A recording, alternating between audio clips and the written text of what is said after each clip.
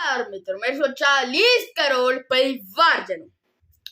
आज हम बात करेंगे राजमाता जिजाबाई के बारे में। विदर्भ में उनका जन्म हुआ। साल था 1558, तारीख थी 12 जनवरी।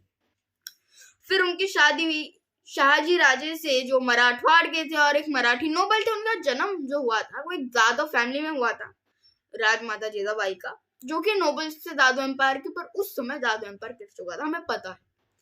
और इस समय शाहजी राजे भोसले जो थे वो एक नोबल थे आदिल शाह के एम्पायर के।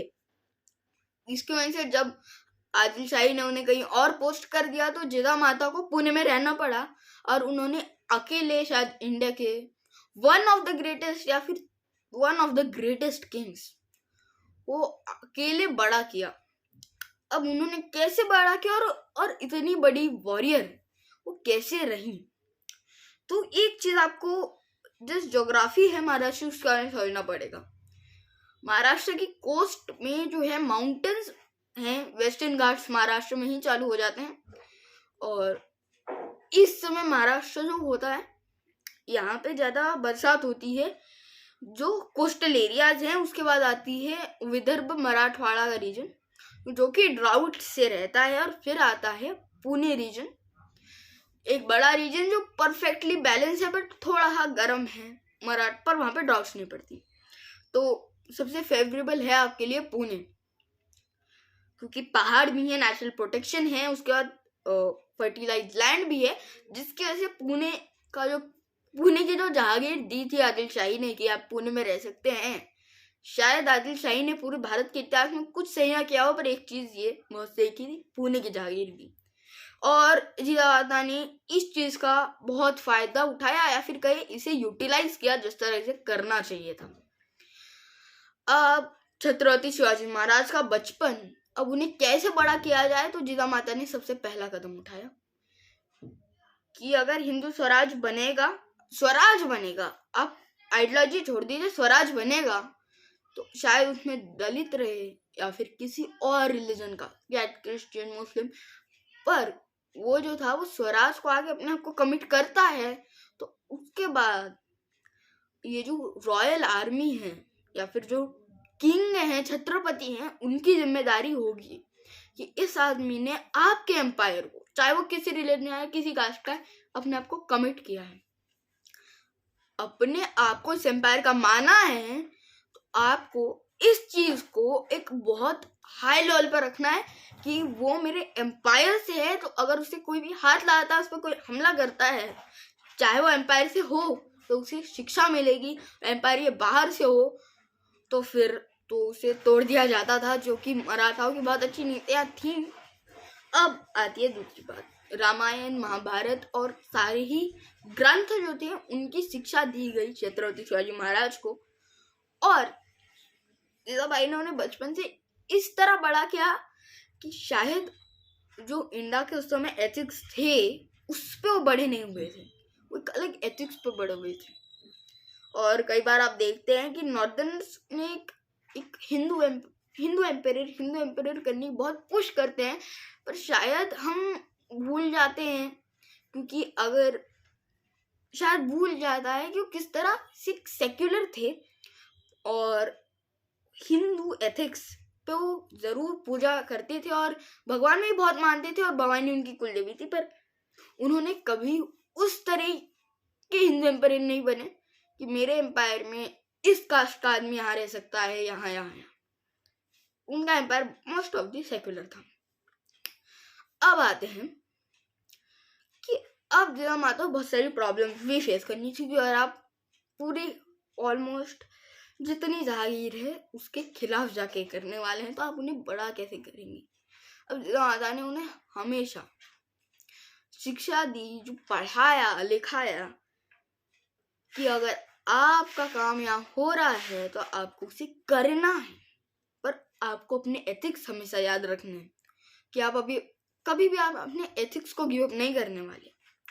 और जिसके वजह से हम जानते हैं कि छत्रपति महाराज वुमन की इतनी रिस्पेक्ट करते थे, वो शायद जिजा माता का ही एक बहुत कमाल का इफेक्ट था। और एक और जिजा माता ने चीज की कि महाराष्ट्र में जो मिसाल थी ना, उसकी वजह से महाराष्ट्र में चेन बनी लोगों की जो एक्टिविस्ट थे, और जो ग्रेट ग्लोरियस वुमन, जैसे कई बार महाराष्ट्र में एक एक्टिविज्म ये भावना आई, वुमन जो थी वो आगे गई, उन्होंने आगे जाके अपनी पावर शो ऑफ की।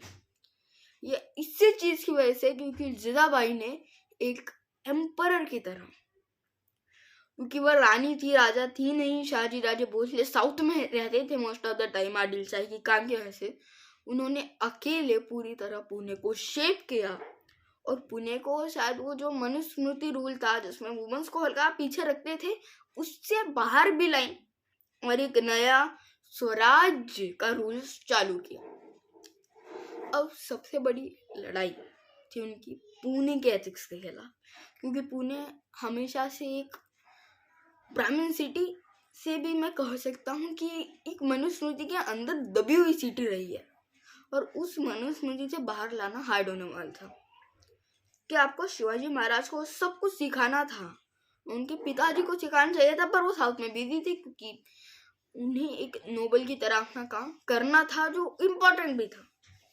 तो इस चीज को जब उन्होंने किया, उन्होंने शिवाजी महाराज को जो शिक्षाएं दी, जिस तरह उन्हें पढ़ाया और उनकी शिक्षा जो थी पूरी की, और शिवाजी महाराज जो थे कन्नड़ और मराठी में भी समर्थ थे, कन्नड़ बोलने में भी।